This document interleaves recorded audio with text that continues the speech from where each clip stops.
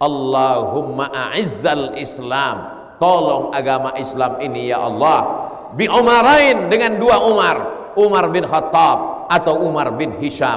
Begitulah Allah Subhanahu wa taala memuliakan. Jangan hinakan diri dengan menghinakan Islam, jangan jatuhkan diri dengan menjatuhkan Islam. In tansurullah, kalau kau tolong agama Allah, yansurkum, Allah akan menolong kamu.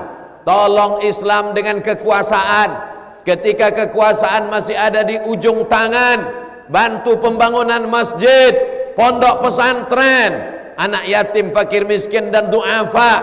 Bangkitkan badan amil zakat nasional dengan mewajibkan zakat bagi pegawai-pegawai. Ketika masih ada harta di ujung tangan, pakai menolong agama Allah. Ketika nafas sudah terhenti, detak jantung tak lagi bergerak, tangan tak lagi bisa menghayun, kaki tak bisa melangkah, saat itu hanya mampu berkata inna lillah wa inna ilaihi raji'un.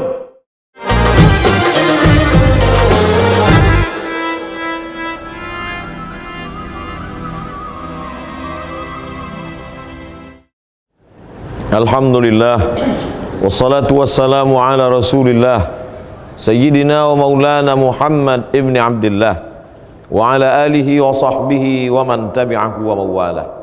Ashhadu an la ilaha illallah wahdahu la sharika lah, wa ashhadu anna sayyidana Muhammadan abduhu wa rasuluh la nabiyya ba'dah. Allahumma salli ala sayyidina Muhammadin an-nabiyil ummi wa ala alihi wa sahbihi wa barik wa sallim. Qala Allah ta'ala fil Qur'anil azim wa huwa asdaqul qailin. A'udzu billahi minasy syaithanir rajim. Ya ayyuhalladzina amanu taqullaha haqqa tuqatih wa la tamutunna illa wa antum muslimun. Wa qala ta'ala fi ayatin ukhra, ya ayyuhalladzina amanu taqullaha wa qulu qawlan sadida yuslih lakum a'malakum wa yaghfir lakum dhunubakum wa man yuti'illaha wa rasulahu faqad faza fawzan 'azima. Ibadallah, usikum wa nafsi bi taqwallah wa ta'atihi faqad fazal muttaqun. Hadirin jamaah Jumat yang dimuliakan Allah Subhanahu wa taala. Khiyarukum fil jahiliyah, khiyarukum fil Islam. Orang yang ketika zaman jahiliyahnya adalah orang-orang terpilih, panglima perang, orang kaya, pemimpin, punya kekuasaan, maka setelah dia masuk Islam juga mesti kaya, mesti menjadi panglima perang, mesti berkuasa. Ini yang dipahami oleh sahabat Nabi pada zaman Rasulullah sallallahu alaihi wasallam. Dengan masuk Islam, dengan hijrah, bukan berarti meninggalkan dunia. Sekarang sudah berada pada tahun 1444 Hijrah, berada di bulan Muharram, bulan yang penuh dengan kemuliaan. Ada sebagian orang berpemahaman, berpendapat, berpikiran, kalau sudah taubat, sudah hijrah, sudah masuk Islam, berarti dia meninggalkan bisnis, meninggalkan dagang, meninggalkan pekerjaan, meninggalkan kekuasaan, hanya berzikir, solat sunat, bersolawat, menunggu kematian datang. Kalaulah orang baik-baik ini meninggalkan pekerjaan, meninggalkan bisnis, meninggalkan pasar, maka pasar akan diisi oleh orang batil, oleh orang yang suka pada perbuatan riba. Khiyarukum fil jahiliyah, khiyarukum fil Islam. Kalau pada zaman jahiliyahnya dia panglima perang, maka setelah masuk Islam dia tetap menjadi panglima perang. Begitulah sahabat Nabi bernama Khalid ibnul Walid. Ketika pasukan Nabi sallallahu alaihi wasallam berperang melawan kafir musyrik, Nabi berpesan, kalian nanti akan melihat aku berperang. Maka 70 pemanah yang sudah disusun di atas Jabal Rumat, jangan turun ke bawah. Andai pasukan Nabi menang, kalian jangan turun. Andai pasukan Nabi kalah pun juga kalian jangan turun ke bawah. Begitu melihat pasukan Nabi menang, lalu pemanah ini turun ke bawah, tidak sabar melihat harta ghanimah, rampasan perang. Melihat pasukan Nabi turun, Maka Khalid bin Walid yang ketika itu belum masuk Islam, menjadi panglima perang kafir musyrik, berputar mengelilingi Jabal Rumat, menyerang dari belakang. Itulah kekalahan pasukan Nabi pada perang Uhud tahun ketiga hijrah Nabi Muhammad sallallahu alaihi wasallam ke kota Al-Madinah Al-Munawwarah. Khalid bin Walid, panglima perangnya kafir musyrik, bahkan pernah mengalahkan pasukan Nabi Muhammad pada tahun ketiga hijrah. Tapi kemudian ketika dia sudah masuk Islam, dia tidak hanya berzikir dalam masjid, dia tidak hanya bersolawat, dia tidak hanya baca Quran menunggu mati, dia tetap menjadi panglima perang. Tapi dia tidak mendapat kehormatan mati syahid. Dia mati di atas tempat tidur dalam keadaan menangis. Ketika sahabat bertanya, "Mengapa engkau menangis wahai Khalid bin Walid? Bukankah setiap jengkal tubuhmu tidak ada yang selamat dari tebasan pedang, tusukan tombak, anak panah? Mengapa engkau menangis?" Kata Khalid bin Walid, "Yang kutangiskan adalah mengapa aku mati di atas tempat tidur? Mengapa aku tidak mati syahid dalam keadaan berdarah-darah?" Impian seorang mukmin, ish kariman au mut syahidan, hidup mulia atau mati syahid. Kalau hidup, hidupnya mulia. Kalau mati, matinya mati syahid. Jangan pernah mundur, jangan pernah merubah diri. Yang berubah adalah akidah. Yang sebelumnya menyembah Lata, menyembah Uzza, menyembah batu dan berhala, berubah menjadi menyembah Allah, la ilaha illallah Muhammadur Rasulullah. Begitulah sahabat Nabi dulu. Bagaimana dengan seorang yang pernah membunuh Hamzah bin Abdul Muttalib? Dia adalah hamba berkulit hitam bernama Wahsy. Pada saat perang Badar dia mengintip sahabat Nabi, paman Nabi bernama Hamzah bin Abdul Muttalib, karena dia dijanjikan oleh tuannya, kalau berhasil membunuh Hamzah maka dia akan dibebaskan. Maka dia bercerita, "Aku tombakkan ujung tombakku, aku tusukkan ke dalam tulang belakang Hamzah." Lalu kemudian dia menggunting hidung Hamzah, dia memotong telinga Hamzah, dijadikan sebagai rantai liontin. Mereka mengejek singa Allah Subhanahu wa taala. Mereka mengejek sahabat Nabi yang sekaligus paman Nabi Muhammad sallallahu alaihi wasallam. Hari berganti, musim berubah. Pada saat pembebasan kota Makkah Al-Mukarramah tahun ke-8 hijrah, datanglah Nabi Muhammad sallallahu alaihi wasallam membawa 10.000 pasukan dipimpin oleh panglima perang bernama Sa'ad bin Ubadah. Sa'ad bin Ubadah berkata, "Hadza yaumul malhamah." Ini hari balas dendam. Dulu mereka menggunting telinga Hamzah, dulu mereka memotong hidung Hamzah. Hari ini kita pun akan menggunting dan memotong telinga mereka. Kafir musyrik Makkah, 10.000 pasukan sudah siap. Saat itu apa kata Nabi sallallahu alaihi wasallam? Hadza yaumul marhamah. Ini hari berkasih sayang. Ini hari berkasih sayang. Ini hari memaafkan. Nabi tidak ada memotong satupun telinga orang Makkah. Nabi tidak ada menggunting satupun hidung orang Makkah. Qumu maghfuran lakum. Kalian semuanya diampunkan dengan kasih sayang Sayyidina wa Maulana Muhammad sallallahu alaihi wasallam. Wahsy yang pernah membunuh paman Nabi, Wahsy yang menggunting telinga paman Nabi, lari ketakutan ke Taif. Setelah dia dengar pasukan Nabi sudah pulang ke kota Al-Madinah Al-Munawwarah, lalu kemudian Wahsy datang pulang ke kota Makkah. Dia lihat tidak ada satupun telinga yang digunting, tidak ada satupun yang dibunuh oleh Nabi Muhammad sallallahu alaihi wasallam. Lalu kemudian Wahsy bersegera mengejar Nabi Muhammad ke kota Al-Madinah Al-Munawwarah. Sampai di kota Al-Madinah Al-Munawwarah, dia berjumpa dengan Nabi. Dia ketakutan. Dia pikir Nabi akan memancung kepalanya. Dia pikir Nabi akan menggunting telinganya. Dia pikir Nabi akan merobek jantungnya, sebagaimana mereka memutilasi Hamzah bin Abdul Muttalib, Sayyidus Syuhada, pemimpin antara orang mati syahid. tapi ternyata itu tidak terjadi. Anta Wahsy, engkaukah Wahsy? Betul, akulah Wahsy. Qatalta Hamzah, kau yang sudah membunuh Hamzah. Betul ya Rasulullah, aku yang sudah membunuh Hamzah. Nabi menepuk dada Wahsy. Wahsy mendapatkan hidayah, dia masuk Islam, bersyahadat asyhadu an la ilaha illallah wa asyhadu anna Muhammadar Rasulullah. Setelah itu Wahsy pulang. Dia tidak menjadi orang penakut, dia tidak menjadi orang pengecut, dia tidak hanya berzikir baca Quran menunggu kematian datang, dia tetap garang. Hanya saja sebelum masuk Islam garangnya kepada orang Islam. Setelah masuk Islam dia garang kepada orang kafir musyrik, dia garang kepada kafir Quraisy musyrik. Lalu kemudian ketika terjadi peristiwa saat muncul seorang nabi palsu bernama Musailamah, nama kampungnya Yamamah, Al-Kadzdzab, pendusta pembohong. Disitulah dia ingin membersihkan tangannya. Walaupun dia sudah Islam, tapi setiap kali melihat tangannya, dia lihat tangannya berlumuran darah. Tangannya sudah menikam Hamzah, tangannya pernah menggunting telinga Hamzah, tangannya pernah memotong hidung Hamzah. Tak termaafkan dosanya.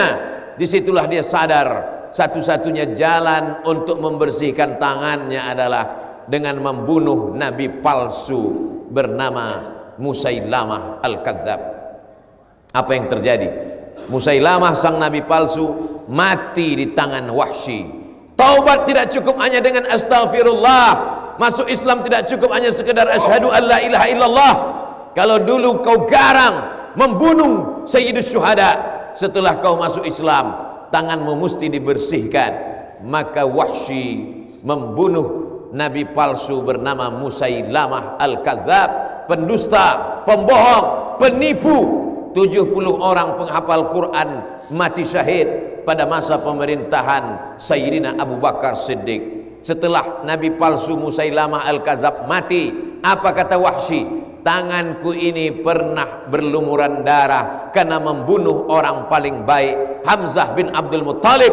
Tapi kemudian aku tebus, tanganku ini juga pernah berlumuran darah karena membunuh orang paling jahat, nabi palsu Musailamah Al-Kadzdzab. Kalau sebelum taubat berbuat zina, makan haram, maka setelah hijrah, setelah taubat, setelah masuk Islam, jangan tinggalkan bisnis, jangan tinggalkan kekuasaan, jangan tinggalkan kehebatan, jangan tinggalkan semua yang baik, tapi tinggalkan perbuatan jahat. Tetaplah menjadi bisnismen yang luar biasa, menolong agama Islam. Allah bangga melihat orang-orang yang menolong agamanya. Makanya Nabi pernah berdoa, Allahumma a'izzal Islam bi Umarain. Ya Allah, kuatkan Islam ini dengan 2 orang Umar. Waktu itu di kota Makkah ada 2 orang Umar yang hebat. Yang pertama Umar bin Khattab, juara bertahan gulat. Setiap tahun diadakan gulat di pasar Ukaz, berkumpul semua pegulat dan pemenangnya adalah Umar bin Khattab. Nabi ingin Islam ini kuat, maka Nabi berdoa, kuatkan Islam ini dengan Umar bin Khattab. Tapi ada satu lagi Umar, Umar bin Hisham. Umar bin Hisham orang kaya, Umar bin Hisham darah biru, Umar bin Hisham orang terpandang, namanya Umar bin Hisham. Mereka memanggilnya Abu Jahal. Ya Allah, kuatkan Islam ini dengan Umar bin Khattab atau Umar bin Hisham. Apa yang terjadi? Allah memilih Umar bin Khattab. Umar bin Khattab memilih hidayah Islam. Umar bin Khattab masuk Islam. Sebelum Umar bin Khattab masuk Islam, tak ada orang yang berani baca Quran dengan suara keras. Tapi setelah Umar bin Khattab masuk Islam, semuanya tunduk, semuanya patuh. Orang-orang kafir musyrik menjadi segan karena dia masuk Islam. Begitu jugalah hendaknya ketika orang yang dulu tidak peduli pada Islam, memusuhi Islam, setelah masuk Islam, setelah bertaubat, setelah berhijrah, peduli kepada Islam. Preman-preman yang dulu disegani sebelum masuk Islam, sebelum taubat, setelah bertaubat, maka dia peduli kepada masjid, peduli kepada Islam, sehingga orang segan. Allahumma a'izzal Islam, tolong agama Islam ini ya Allah, bi Umarain, dengan 2 Umar, Umar bin Khattab atau Umar bin Hisham. Begitulah Allah Subhanahu wa ta'ala memuliakan. Jangan hinakan diri dengan menghinakan Islam. Jangan jatuhkan diri dengan menjatuhkan Islam. In tansurullah, kalau kau tolong agama Allah, yansurkum, Allah akan menolong kamu. Tolong Islam dengan kekuasaan. Ketika kekuasaan masih ada di ujung tangan, bantu pembangunan masjid, pondok pesantren, anak yatim, fakir miskin dan du'afa. Bangkitkan badan amil zakat nasional dengan mewajibkan zakat bagi pegawai-pegawai. Ketika masih ada harta di ujung tangan, pakai menolong agama Allah. Ketika nafas sudah terhenti, detak jantung tak lagi bergerak, tangan tak lagi bisa menghayun, kaki tak bisa melangkah, saat itu hanya mampu berkata inna lillah wa inna ilaihi raji'un. Tak ada yang bisa dipakai untuk menolong agama Allah.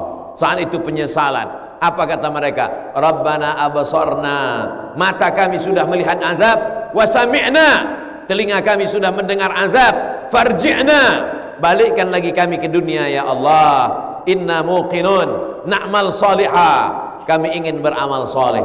Tapi ketika itu penyesalan tak lagi bermakna. Ketika masih sehat, tolonglah agama Allah. Ketika masih ada harta, tolonglah agama Allah. Ketika masih ada kuasa, tolonglah agama Allah. Agama Allah ini tinggi. Al-Islamu ya'lu wa la yu'la alaih. Agama Allah ini mulia, tak ada yang lebih mulia, tak ada yang lebih tinggi, tak ada yang lebih hebat daripada agama Allah. Andai kita tidak tolong agama Allah ini tetap mulia.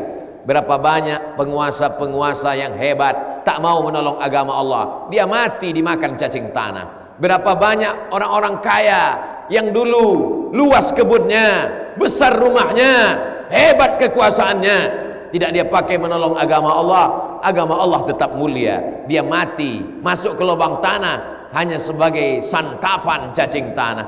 Ketika masih hidup di atas dunia, kesempatan untuk beramal soleh. Adapun dosa-dosa di masa yang lalu, Nabi Adam Sayyidul Kaunain, Nabi Adam Sayyidul Bashar, meminta ampun kepada Allah. Rabbana zalamna anfusana wa illam taghfir lana wa tarhamna lanakunanna minal khasirin. Kononlah lagi kita manusia biasa yang tak pernah lepas dari silap, salah dan dosa. Minta ampun kepada Allah, bukan hanya sekedar beristighfar. Minta ampun kepada Allah, bukan hanya sekedar membaca Quran.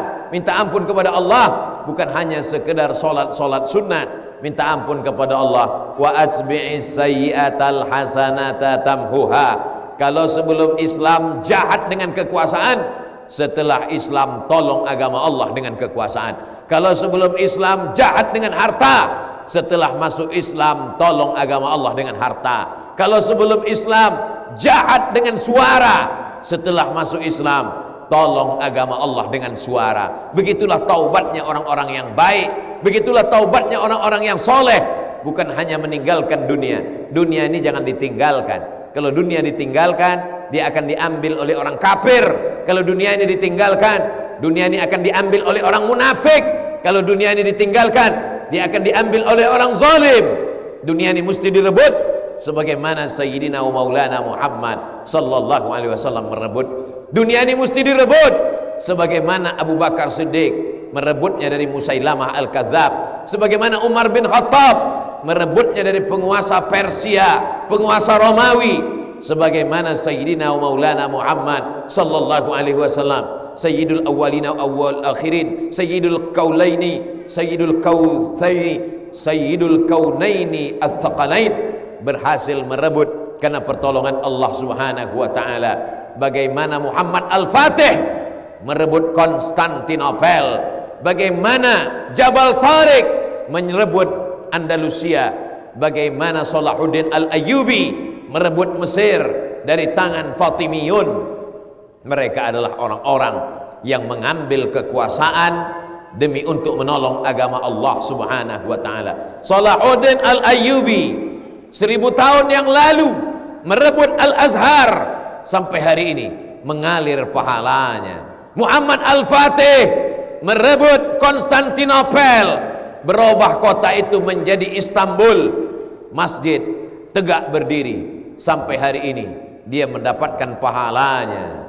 Jabal Tariq, Gibraltar, Tariq bin Ziyad, sampai hari ini mendapatkan pahalanya. Ada satu yang tak putus, dengan kematian. Orangnya boleh mati, jasadnya terkubur di dalam tanah, tapi pahala terus mengalir.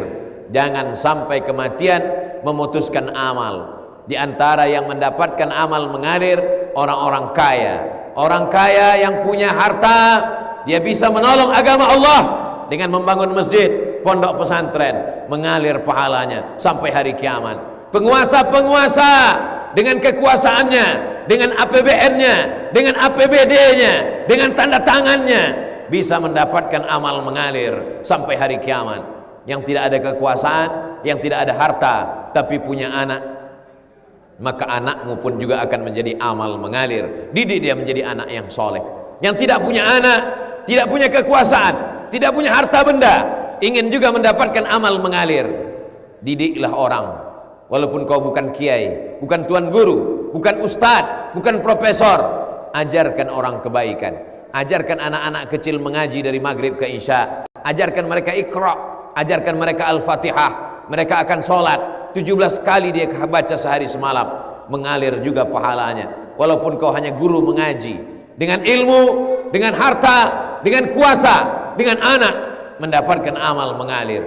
Hidup singkat, sementara malaikat maut datang, sementara nafas berhenti, jantung tak lagi berdetak. Ketika dipakai untuk menolong agama Allah, sesungguhnya kita sedang menolong diri kita sendiri. Barakallahu li wa lakum fil Qur'anil azim, wa nafa'ani wa iyyakum bima fihi minal ayati wadh-dhikril hakim, wa taqabbala minni wa minkum tilawatahu innahu huwal ghafurur rahim.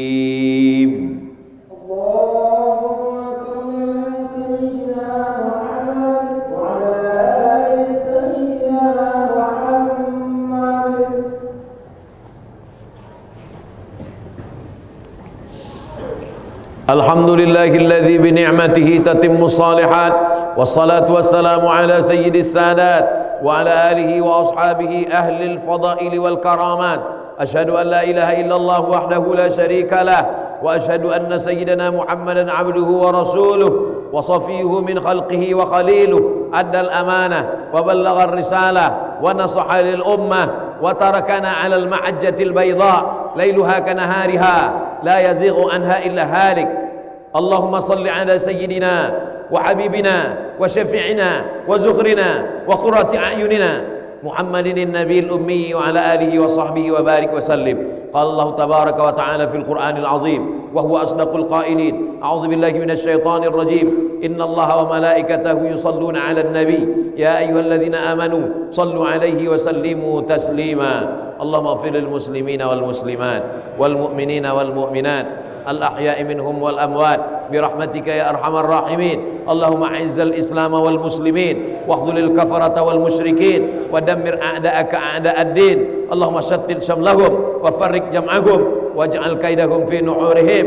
اللهم انصر إخواننا المجاهدين المستضعفين في فلسطين وفي روهينيا وفي الهند وفي كل مكان من مشارق الأرض إلى مغاربها.